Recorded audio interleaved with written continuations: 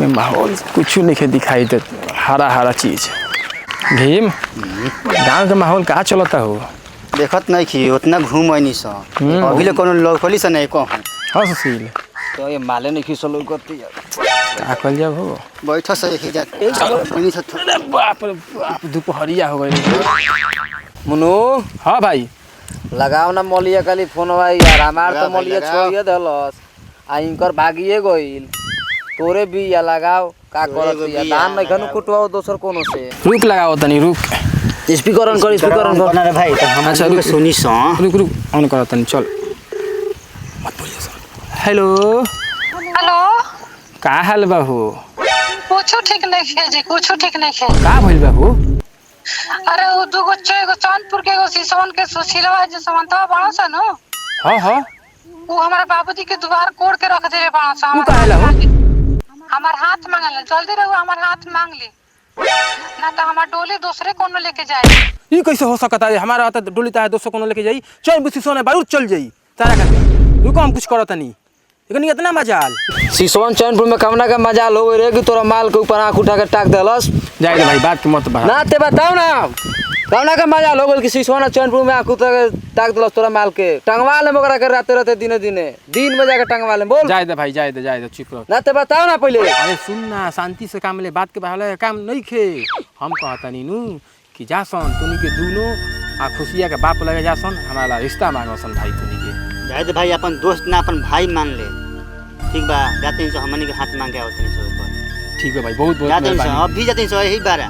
ठीक है भाई, बहुत बहुत मेहरबानी हुई। जासन तुनी के आ जैसन ही बताइयो सन हमारा के। ऐसा जरूरत पड़ी नु तो चिपड़िया घर में के फुटी सेमो रखल बा, ओको उपाय लागी। यही दिन के तो इंतजार होला, ये खुशिया के तो खुशी हम ही पाए। चल राहुल भाई चल, एकर काम निपटाइए दिया हमनी के बड़ा। अभी निपटा के आवत नहीं भाई। का हो चाचा, काहे गम में बैठल बड़ा? अरे का कहबो बबुआ, बहुत गम बा जान लो। बचपन के हमारा प्यार याद आ गई बा। अरे यही बात पर कहीं कुछ हो जाओ। तो दूध में चावल डालने से खीर बन जाता है, और लड़की के चप्पल खाने से तकदीर बन जाता है। जिस फूल में खुशबू नहीं उसे सूंघना बेकार है, और जिस लड़की से मोहब्बत नहीं उसे बोलना ही बेकार है। अरे बाबा रे बाबा, और प्यार के बचपन के छूट गई संगतिया। ये प्यार में हम बहुत तरसत आनी, मगर अब तरस के क्या करें। बड़ी दुख की बात, बहुत दुख के बात बा। समझत नहीं। तो हमारे साथ सुन लो, फूल है गुलाब का तोड़ा नहीं जाता, प्यार है बचपन का छोड़ा नहीं जाता।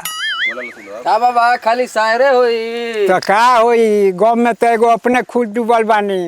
खाली गाँव में डूबल अब घर में लड़की से आन पड़ल बिया होकर बिया हुआ के बारे में सोचब कुछ।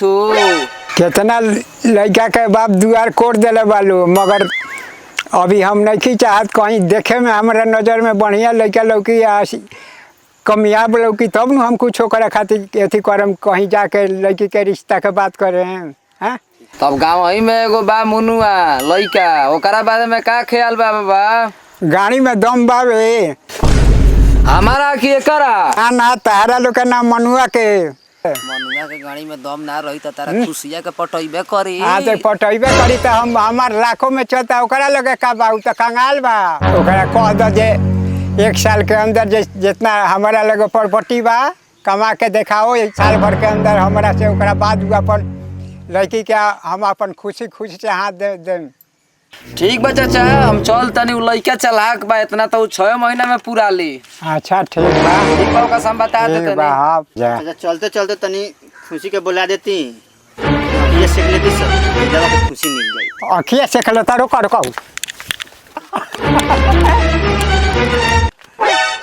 इकर दादी चोदलो आवत आले खुशिया से शादी करे। अच्छा ना एथी बाजे खुशिया से शादी कर लो, एथी नहीं खा, गाड़ी में दम नहीं खा, पादी फाचा पर। आ भाई आ, का भइले भाई, बता समाचार। सब ठीक बा, सेवा पानी बढ़िया से भइला। मेटर आ जाता रुपया पर, और बाप कहता लड़का कंगाल बा, रुपया पैसा कमाई तो खुशी खुशी हाथ अपना खुशी जाके दे दे। अब देख ले बबुआ, खुशिया के पावे के बाद तो पैसा के पावर दिखावे के पड़ी, और ना तो तोरा जिंदगी भर दुखे में रहे के बा। ई बात पे भाई। हाँ अब हम चलते नहीं, आई फोन आवता घर से, अब बाद में बात हुई। अच्छा तो मैटर पैसा के बाए जा, अब पैसा कमा के देखाएं, पैसा के पावर का होला हम जरूर देखाएं।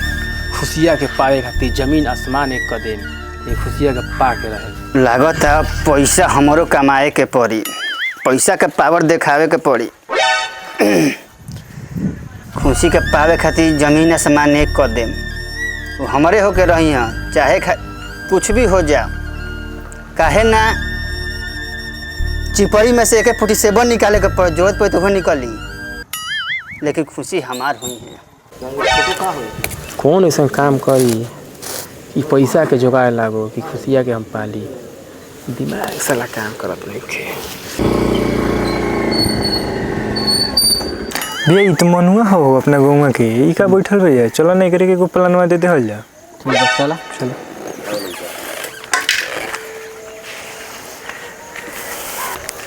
भाई का हाल बा? अरे चीतन बोदन इन्हें क्या करता लोग तू लोग हो? अरे हमके देखने से तारा के तो रुक गई है सर। बैठा बैठा जा बैठा, का खबर?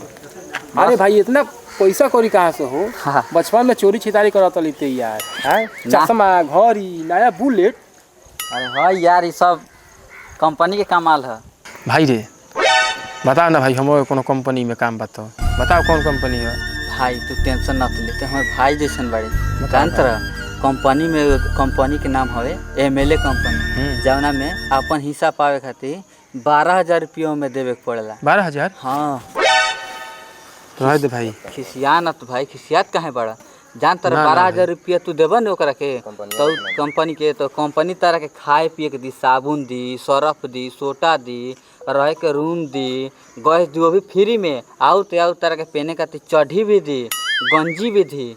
अब का चाहिए तो के सब कुछ देते बा, बैठ के काम AC में करे के बा, खाली पाना पलटे के बा। 12,000 रुपया हमारा लग रही, बाहर जाए कोनो बढ़िया कंपनी में काम ना करती है? जब पैसा जाएगा, पैसा नहीं के बाहर जाए के अतः कंपनी में जाए। चलो आगे बढ़ा बढ़ा, आगे आगे बढ़ा लोग। दूसर मूला फंसाओ जी, चल लागो तो हमें कुछ करे के पड़ी, सब आवता ठग ही वाला हमारा के दोस्त।